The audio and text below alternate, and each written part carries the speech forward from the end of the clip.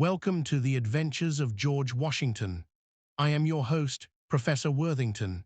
In this series, we will examine the life of the first President of the United States from his birth to his death. Each episode will feature a pivotal event in Washington's life and analyze the impact these events had on his philosophy and subsequent conduct. This video series aims to highlight both the positive and negative impacts of Washington's ideas and actions on modern society, either because we have followed his advice or because we have ignored it. One of the most popular and influential literary works in colonial America during the early 18th century was the play Cato, a tragedy. George Washington, who was entering his teenage years, and his two friends, George William Fairfax and the very lovely Sally Cary, were among the many colonists captivated by the play and its themes. Besides reading it in books available in the libraries at the Mount Vernon and Belvoir estates, or reading portions of it printed in newspapers and magazines, they might have had the opportunity to see amateur performances and probably even acted out some of the scenes for friends and family. Written in London in 1713 by Joseph Addison, professional productions began to be performed in the Colonies about 20 years later in venues like the New Theatre in Charleston, South Carolina in 1735, and the stage at the College of William and Mary in Virginia in 1736.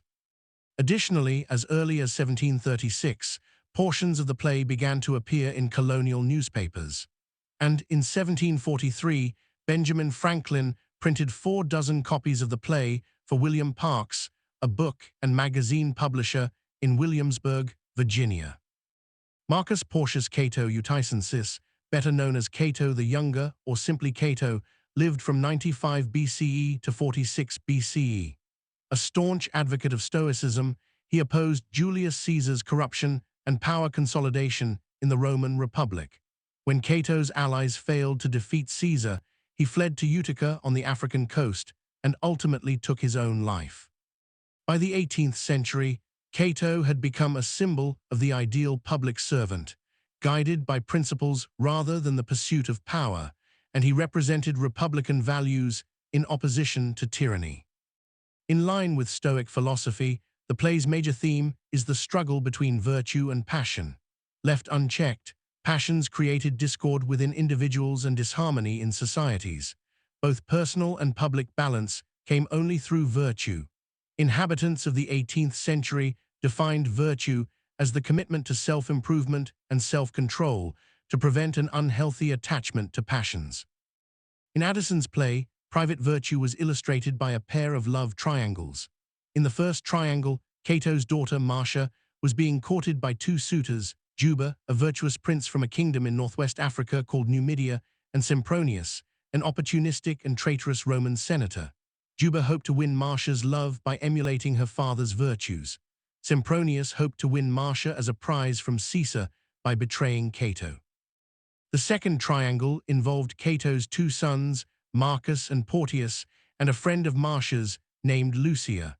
Both sons loved her, but both also wanted to remain committed to their father's virtuous battle against Caesar. The quest for public virtue was illustrated through Cato's battles with Caesar.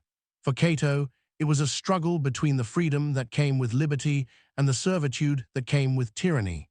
In the second act of the play, Cato states, "A day, an hour, of virtuous liberty is worth a whole eternity in bondage."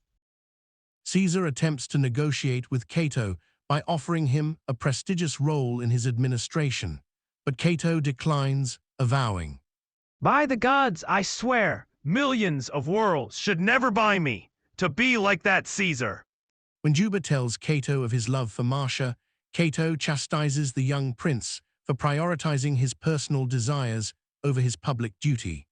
Sempronius tries to take advantage of Juba's emotional vulnerability by encouraging him to forsake Cato and the cause for liberty, but Juba remains loyal to the rebellion.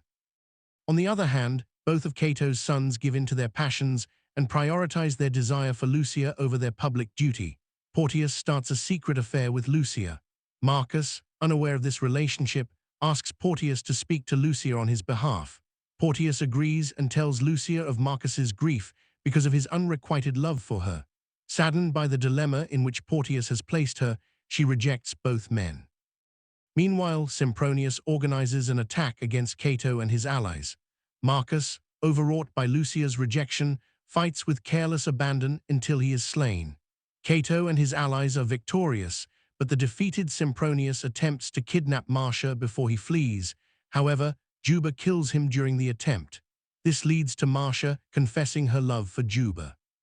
Although Sempronius's attack failed, Cato realizes that his rebellion will be defeated, and rather than submit to the tyranny of Caesar, he stabs himself.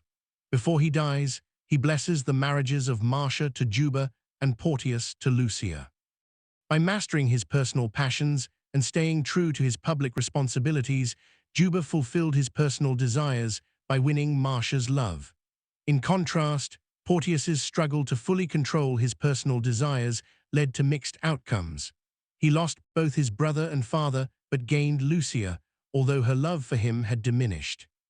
Cato, a tragedy, not only influenced George Washington's belief in stoicism, but in many ways his life reflected events in the play. To begin with, he and his best friend George William Fairfax were both in love with Sally Cary. Sally was 2 years older than Washington and 6 years younger than Fairfax. In March of 1748, a 16-year-old George Washington and a 24-year-old George Fairfax embarked on a surveying expedition into the frontiers of Western Virginia and along the banks of the Shenandoah River. We will learn more about this journey in the next episode of The Adventures of George Washington. But for now, we will focus on an acrostic poem Washington started to write while in the wilderness. The poem, which seems to be about a young lady named Frances Alexander, is perhaps an attempt to divert his attention from Sally Cary and appears to be modeled upon an introduction to the 1713 edition of Cato, a tragedy. From your bright sparkling eyes I was undone. Rays you have more transparent than the sun. Amidst its glory in the rising day, none can you equal in your bright array. Constant in your calm and unspotted mind, equal to all but will to none prove kind. So knowing, seldom one so young you'll find. Ah, woe's me that I should love and conceal. Long have I wished but never dare reveal. Even though severely love pains I feel. Xerxes that great wasn't free from Cupid's dart. And all the greatest heroes felt the smart. It is unknown whether Washington failed to complete the poem due to lack of interest in the young lady or lack of time while surveying. But it is known that shortly after he and Fairfax returned from their expedition, Fairfax married Sally Cary. About 10 years after the marriage of George Fairfax to Sally Cary, a 26-year-old George Washington, now a colonel in the Virginia Regiment, was fighting against the French army for control of the Ohio River Valley. The dreadfulness of bloodshed and disease was temporarily alleviated when he received a letter from Sally Fairfax. One thing that brought him special delight was when she mentioned playing the part of Marcia in a local production of the play Cato. In between battles, Washington found a quiet spot in the wilderness to write her back.